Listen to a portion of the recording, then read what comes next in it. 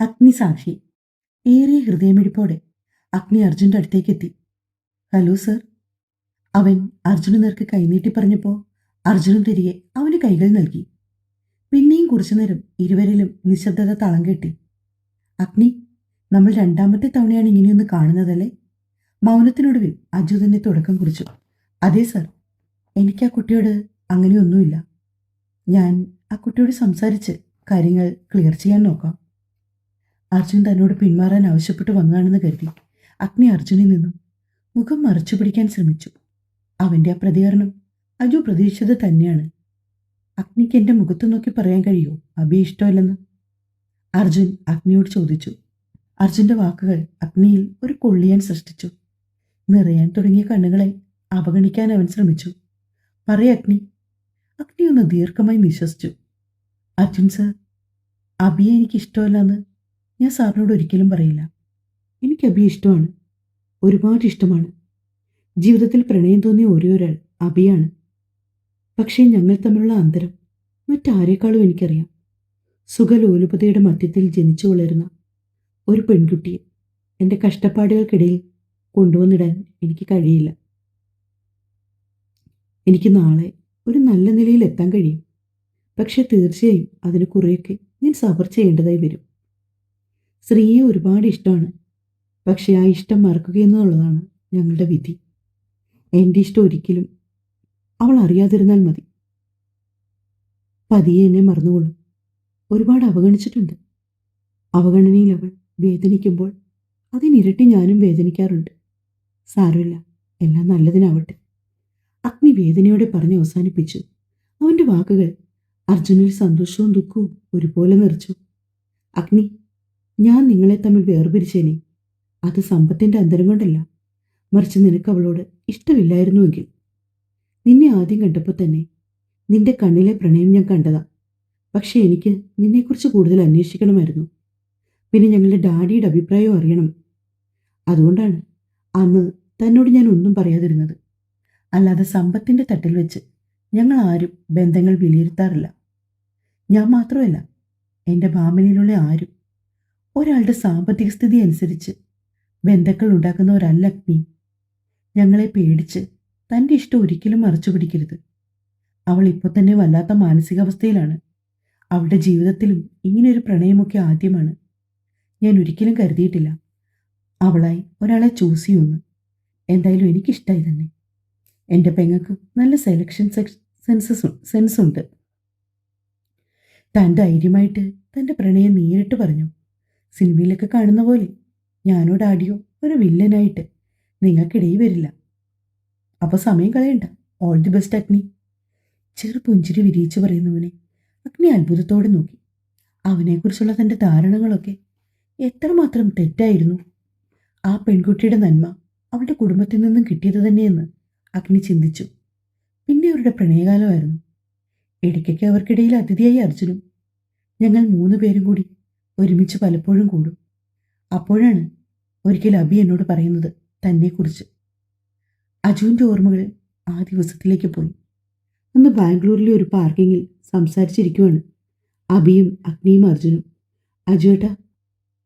അജുവേട്ടൻ്റെ മനസ്സിൽ എൻ്റെ ഏട്ടത്തമ്മയായിട്ട് ആരെയെങ്കിലും കണ്ടുവച്ചിട്ടുണ്ടോ?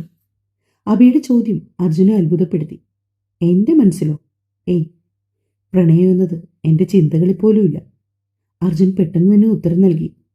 അങ്ങനെയെങ്കിൽ അജുവേട്ടൻ്റെ ഭാവി പത്നിയെക്കുറിച്ചുള്ള കൺസെപ്റ്റ് എന്താണ്? അബിക്ക് ആകാംക്ഷയേറെ. എനിക്ക് പ്രത്യേകിച്ച് ഒരു സങ്കല്പവുമില്ല. ഞാൻ ചിന്തിക്കാത്തൊരു കാര്യത്തെക്കുറിച്ച് എനിക്ക് എന്ത് സങ്കല്പം ഉണ്ടാകാനാ? എങ്കിലും നല്ല കുട്ടിയാകണം. എല്ലാവരെയും സ്നേഹിക്കാൻ കഴിയുന്ന ഒരു കുട്ടി. അർജുൻ തൻ്റെ അഭിപ്രായം പറഞ്ഞു. എങ്കിൽ ഞാൻ അങ്ങനെ ഒരു കുട്ടിയെ കണ്ടെത്തി എൻ്റെ ഏട്ടന് വേണ്ടിയിട്ട്. എനിക്കൊരുപാട് ഇഷ്ടമായി. ഏട്ടൻ എന്തു പറയുന്നു? അബി ഒരു കുസൃതിയോട് ചോദിച്ചു. അതാരാ അങ്ങനൊരാൾ? അർജുൻ ആകാംക്ഷയോടെ അവളെ നോക്കി. വംശേട്ടൻ്റെ പെങ്ങൾ ദേവാർത്തന എന്ന ദേവു. വലിയ കാര്യം പോലെ പറയുന്നവളെ അർജുൻ അത്ഭുതത്തോടെ നോക്കി. പിന്നീട് ഞാനും എൻ്റെ തിരക്കിലേക്ക് കടന്നു. ഒരു ദിവസം മുംബൈയിൽ ഒരു ബിസിനസ് മീറ്റിങ്ങിന് പോയതാണ് ഞാൻ. അന്ന് ഡാഡിയുടെ കോൾ എനിക്ക് വന്നു.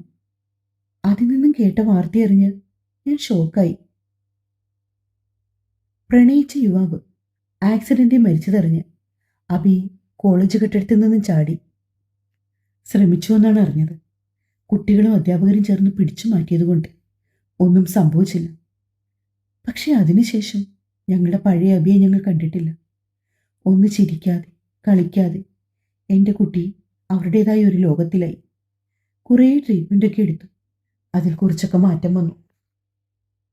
അപ്പോൾ ഡോക്ടറാണ് ആളിനെ ഒന്ന് എൻഗേജ്ഡ് ആക്കി വെക്കണമെന്ന്. അങ്ങനെ അവൾക്ക് ബാംഗ്ലൂരിലെ ഓഫീസിൽ കുറച്ച് റെസ്പോൺസിബിലിറ്റി ഒക്കെ കൊടുത്തു.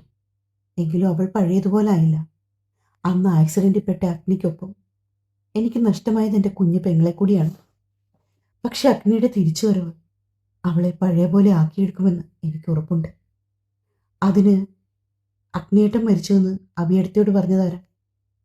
നിങ്ങൾ എന്തുകൊണ്ട് അത് പിന്നീട് സത്യമാണോ എന്ന് അന്വേഷിച്ചില്ല? ദൈവം അരുതാത്തതെന്തോ കേട്ടതുപോലെ ചോദിച്ചു. അബിക്ക് അങ്ങനെ സംഭവിച്ചപ്പോൾ ഞങ്ങൾ മാനസികമായി തളർന്നു. ഹോസ്പിറ്റലിൽ അന്വേഷിച്ചപ്പോൾ ബോഡി നാട്ടിലേക്ക് കൊണ്ടുപോയെന്ന് പറഞ്ഞു. പിന്നെ അതിനെക്കുറിച്ച് അന്വേഷിച്ചു പോയിട്ട് പ്രയോജനമില്ലെന്ന് തോന്നി. ഞങ്ങൾ അബിക്ക് വേണ്ടി കൂടുതൽ ശ്രദ്ധ ചെലുത്തി. ഒരാൾ മരിച്ചു എന്നൊക്കെ മനഃപൂർവ്വം വരുത്തി തീർക്കുമെന്നും ഞങ്ങൾ പ്രതീക്ഷയില്ല. അതുകൊണ്ട് ഇതിൻ്റെ പിന്നിലുള്ള വസ്തുത തേടി അലഞ്ഞില്ല എന്നതാണ് മറ്റൊരു സത്യം. അഗ്നി ജീവിച്ചിരിപ്പുണ്ടെന്നറിഞ്ഞപ്പോൾ ഞാൻ ശരിക്കും ഷോക്കായി പോയി ദേവ. ഇപ്പോൾ ആലോചിക്കുമ്പോൾ ആരൊക്കെയോ ചേർന്ന് തയ്യാറാക്കിയ ഒരു സ്ക്രിപ്റ്റിൻ്റെ ഭാഗമായിരുന്നു നമ്മളൊക്കെ എന്നാണ് എനിക്കിപ്പോൾ തോന്നുന്നത്. ദേവുവിനോട് അർജുൻ പറഞ്ഞു.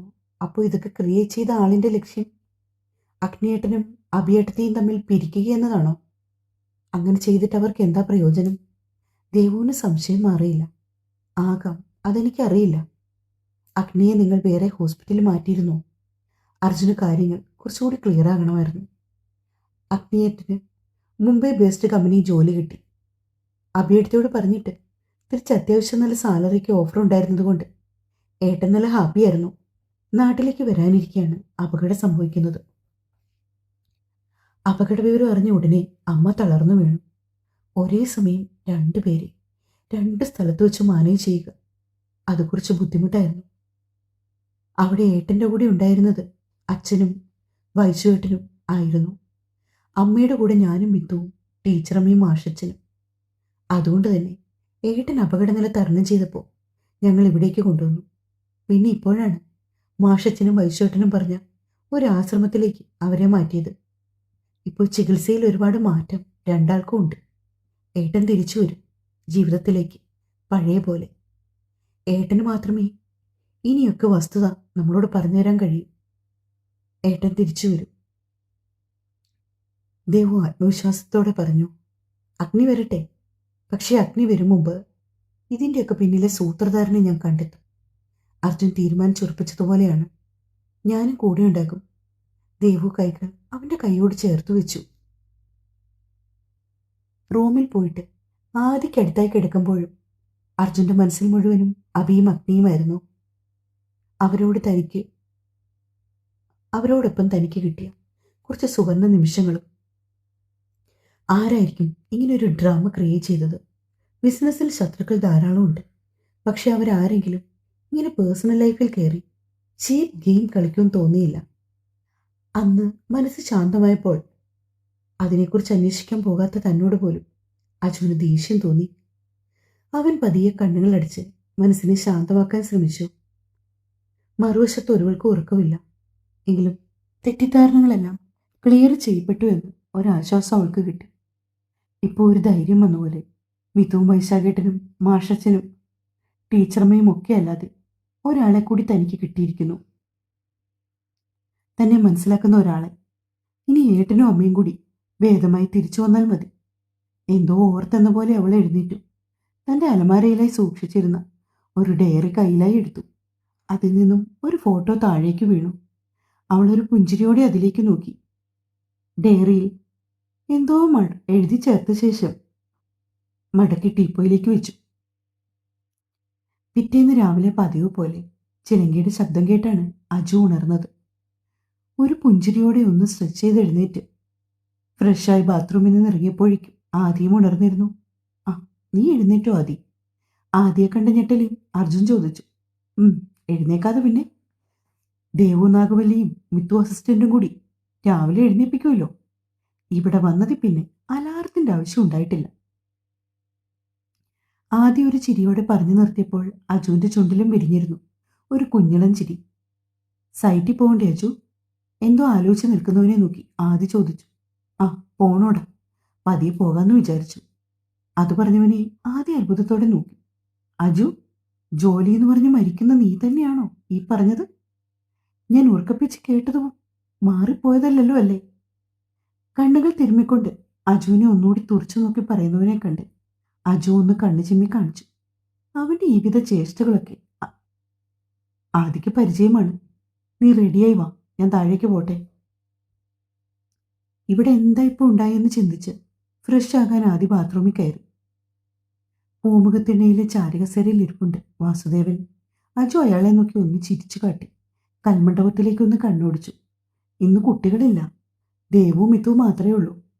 പ്രാക്ടീസ് സാരിയാണ് വേഷം. രണ്ടാളും മത്സരിച്ച് പ്രാക്ടീസ് ചെയ്യുവാണ്. ഒരു ക്ലാസിക്കൽ സോങ് അവിടെ സ്പീക്കറിലായി മുഴുകുന്നുണ്ട്. അതെന്താ ഇന്ന് കുട്ടികളില്ലേ? ആരെയും കണ്ടില്ല? അജു വാസുദേവനോടായി ചോദിച്ചു. ഇല്ല, ഇവിടുത്തെ അമ്പലത്തിലേക്ക് പ്രോഗ്രാം ബുക്ക് ചെയ്തിട്ടുണ്ട് അമ്പല കമ്മിറ്റിക്കാര്. അതിനുവേണ്ടി രണ്ടാളും പ്രാക്ടീസ് ചെയ്യുക. ഉണ്ണിയുണ്ടായിരുന്നെങ്കിൽ അവനാകും ഇതിനൊക്കെ ചുക്കാൻ പിടിക്കുന്നത്. വാസുദേവൻ പറയുന്നത് കേട്ടിട്ട് അർജുന അയാളെ വിഷമത്തോടെ നോക്കി. മോനെ, ചായ കുടിക്കുന്നില്ലേ? കുട്ടി എല്ലാം തയ്യാറാക്കി ഊണുമേശയിൽ വെച്ചിട്ടുണ്ട്. വാസുദേവൻ ഓർത്തുകൊണ്ട് പറഞ്ഞു. ഇപ്പം വേണ്ട, അവരും കൂടി വന്നിട്ട് മതി. അർജുന അയാളോട് ഒന്ന് പുഞ്ചിരിച്ചുകൊണ്ട് മറുപടി കൊടുത്തു. അല്ല മോനെ, ഇന്ന് പോവണ്ടേ? സാധാരണ പോകുന്ന സമയമായിട്ട് തിടുക്കം കാട്ടാതെ നിൽക്കുന്നവനെ കണ്ട് വാസു ചോദിച്ചു. ഇന്ന് കുറച്ച് ലേറ്റായി പോയാൽ മതി, അർജുൻ സൗമ്യമായി പറയുകയാണ്. അപ്പോഴേക്കും ആദിയും ശിവിയും അഥർവും അവിടേക്കെത്തി. ശിവി അഥർവും കൽമണ്ഡപത്തിലേക്ക് പോകുന്നത് കണ്ട് അർജുനും ആദിയും അവർക്കൊപ്പം കൂടി. ദേവും മിത്തുവും പ്രാക്ടീസ് ചെയ്യുന്ന തിരക്കിലാണ്. അല്ലെങ്കിലും നൃത്തം ചെയ്യുമ്പോൾ സ്വയം അർപ്പിച്ചുകൊണ്ട് അതിൽ ലയിക്കുന്നതാണ് പതിവ്. അത്രമേൽ അവളുടെ ചോരയിൽ അലിഞ്ഞ ഒന്നാണ് നൃത്തം. മിത്തു കുറേ മടിച്ചാണെങ്കിലും ദേവുവിനൊപ്പം ചേർന്ന അവളും ദേവുവിനെ പോലെ തന്നെയാണ്. സ്വയം മറന്ന് ആൺമയിലിനെ പോലെ നൃത്തം ചെയ്യുന്ന ദേവുവിനെ അജു കണ്ണെടുക്കാതെ നോക്കി നിന്നു. അവൻ്റെ ഹൃദയവും ചിലങ്കയ്ക്കൊപ്പം അതേ താളത്തിൽ മിടിച്ചു. ഒരു സെക്ഷൻ പ്രാക്ടീസ് കംപ്ലീറ്റ് ആയ ശേഷമാണ് ദേവും മിത്തുവും ഒന്ന് നിർത്തിയത്. കിതച്ചുകൊണ്ട് ഇരുവരും മണ്ഡപത്തിലായിരുന്നു. കുറച്ച് റെസ്റ്റ് എടുത്ത ശേഷം തുടരാനാണ് അവരുടെ തീരുമാനം. തങ്ങളെ മിഴിച്ചു നോക്കി നിൽക്കുന്നവരെ കണ്ട് അറിയാതെ ചിരിച്ചുപോയി മിത്തു. ദേവു പകച്ച് 4 പേരെയും നോക്കി. ഇതെന്താ പതിവില്ലാതെ 4 ഇങ്ങോട്ട്? മിതു ശിവയെ ഒന്ന് ഊന്നി 4 പേരോടും കൂടി ചോദിച്ചു. മിത്തുവിനെ തന്നെ വായി നോക്കി നിന്ന ശിവ ഒന്ന് ഞെട്ടി. അതെന്താ, ഞങ്ങൾക്ക് കാണാൻ വന്നൂടെ? ശിവ മിത്തുവിനെ നോക്കി ഒന്ന് പുച്ഛിച്ച് തിരിച്ചു. താൻ വരണ്ട, ഈ ചേട്ടന്മാർ വന്നോട്ടെ. അവിടെ ആ പറച്ചിൽ ശിവയെ ചൂടിപ്പിച്ചു.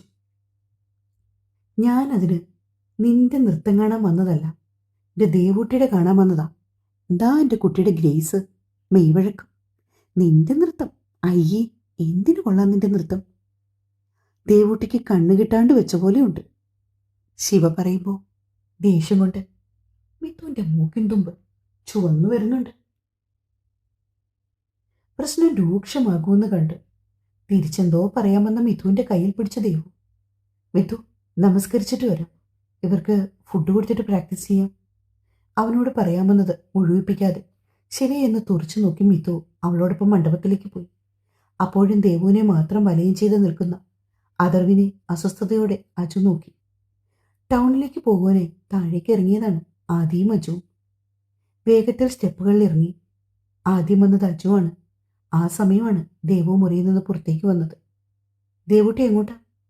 ഡ്രസ്സും മാറി ബാഗും തോളിലിട്ട് വരുന്ന ദേവുവിനെ കണ്ട് ആദ്യം ചോദിക്കുന്നത് കേട്ടിട്ടാണ് അജുവും തിരിഞ്ഞത്. അവൻ്റെ കണ്ണുകൾ അവളിലേക്ക് ഒരു നിമിഷത്തേക്ക് ആഴ്ന്നു പോയി. ചില സമയം പെണ്ണിനെ കണ്ടാൽ കണ്ണെടുക്കാൻ മറന്നുപോകും. അവളുടെ ശ്രദ്ധ അവനിലേക്ക് എത്തുന്നത് കണ്ട് അവൻ മെല്ലെ കണ്ണുകൾ മാറ്റി. ഓഫീസിലേക്ക് ആദ്യേട്ടാ. ദേവു ഒന്ന് ചിരിച്ചിട്ട് പറഞ്ഞു. എന്നാ പോരെ, ഞങ്ങളും ആ വഴിക്കാം. ആദ്യം അവളെ ക്ഷണിച്ചു. വേണ്ട ആദ്യേട്ടാ, ഇപ്പൊ ബസ്സുണ്ട്. പാടം മുറിച്ച് കിടന്നാൽ പെട്ടെന്ന് സ്റ്റോപ്പിലെത്തും. അവൾ ആ ക്ഷണം സ്നേഹത്തോടെ നിരസിച്ചു. അവരെ ബുദ്ധിമുട്ടിക്കണ്ടെന്ന് കരുതി കൂടിയാണ്. അഗ്നിയും വൈശാഖമൊക്കെ വിളിച്ച നീ ഇങ്ങനെ ദേവു പറയുന്നേ? ഞങ്ങൾ അവരെ പോലെ ആകില്ലല്ലോ. ദേവു എടുത്തടിച്ച് അങ്ങനെ പറഞ്ഞത് ആദ്യ വിഷമിപ്പിച്ചു. ഒരു നിമിഷത്തേക്ക് ദേവു അജുവിനെ നോക്കി. അജു അവളെ നോക്കി. അല്ല ആദ്യേട്ടാ, നിങ്ങൾക്ക് ബുദ്ധിമുട്ടാകേണ്ടെന്നേ കരുതിയുള്ളൂ. ദേവു അവളുടെ മനസ്സ് അവരോട് പറഞ്ഞു. ആദി, നീ നിന്റെ പെങ്ങളെ കൊണ്ട് വരുന്നെങ്കിൽ വാ. അർജുൻ ദേഷ്യത്തോടെ പാർക്കിങ്ങിലേക്ക് പോയി. അവന്റെ ദേഷ്യത്തിന്റെ കാരണം മനസ്സിലായ ആദി അവനെ അനുഗമിച്ചു. പിറകിൽ ദേവുവും.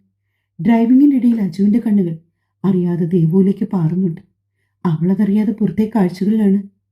ദേവുവിനെ ഡ്രോപ്പ് ചെയ്ത ശേഷം അജുവും ആദിയും തിരിച്ചുള്ള ഡ്രൈവിലായിരുന്നു. അവിടെ അടുത്തായിട്ടുള്ളൊരു വ്യൂ പോയിന്റിൽ വണ്ടി നിർത്താൻ ആദ്യം ആവശ്യപ്പെട്ടു. ഹെയർപിൻ വളവുകളുടെ ഒരു ഓരത്തായി വിദൂരമായ ദൃശ്യമായ വളവിലേക്ക് നോക്കി അവർ നിന്നു. ആദ്യം നിനക്ക് എന്നോട് എന്താ പറയാനുള്ളത്? ചുണ്ടിൽ ഒരു കുസൃതി ഒളിപ്പിച്ചു നിന്ന ആദിയോട് അർജുൻ ഒരു ആകാംക്ഷയോട് ചോദിച്ചു. Aju, I fall in love. Aadi വിദൂരത്തിലേക്ക് കണ്ണുകൾ പായിച്ചുകൊണ്ട് പറഞ്ഞു. തുടരും.